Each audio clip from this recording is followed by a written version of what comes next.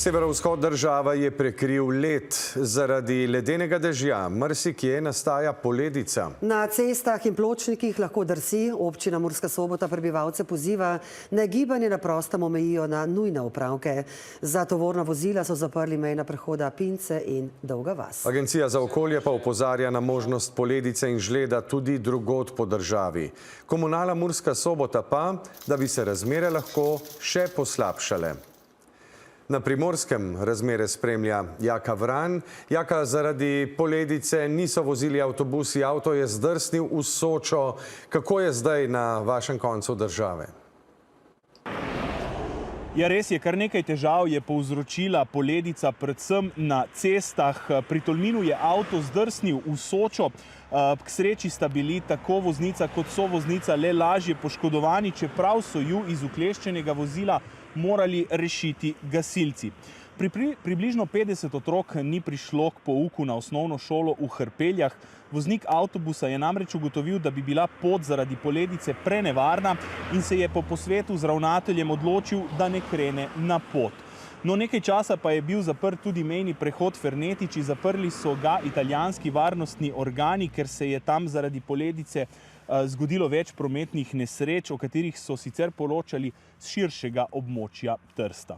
No, več o dogajanju pa tudi o tem, kaj nas čaka, v prispevku kolegice Rebeke Tomadus. V večjem delu Slovenije so tudi danes temperature pod ničlo, marsikje so se temu pridružile še padavine. Idealen recept torej za poledico. In prav zaradi tega so posipne službe že od jutra na delu. In tudi mi najprej nasujemo sol, nato pa se Darsovi ekipi pridružimo pri posipanju avtocest.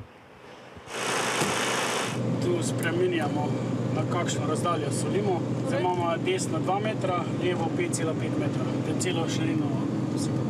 Pa za zdaj so ceste dobre, nema, samo so mokre, nema poledice niti nič. Nama su dobre bile ceste. Mi smo zadovoljni. Na osnovu snijega dobro je. Naše ekipe so trenutno vse na terenu. Ostavljamo pa na terenu, dokler bojo vremenske razmere kazale, da je potrebno, verjetno tudi pozno noč v soboto še in tako naprej.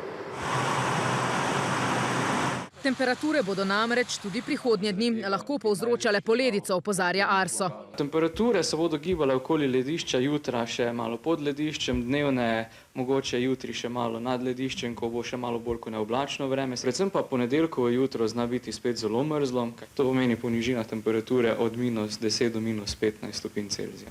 A žled, kot smo ga pred skoraj 12 leti videli na Notranjskem, se tokrat na srečo ne bo ponovil. Hujšega se vseeno danes ni pričakovalo in se samo malo prijemalo na drevesa ali pa na strehe. Takšna ledena plast je denimo prekrila številna vozila v Pomurju. Posledično je lahko tudi na cestah in nudi zelo slab oprijem. Še enkrat apeliram na voznike, naj res grejo na pot le, ko je nujno potrebno, naj bojo strpni, varni, predvsem naj vzdržujejo varnostno razdaljo. In da, ponovno opozori Kapelj, ne prehitevate plužnih skupin.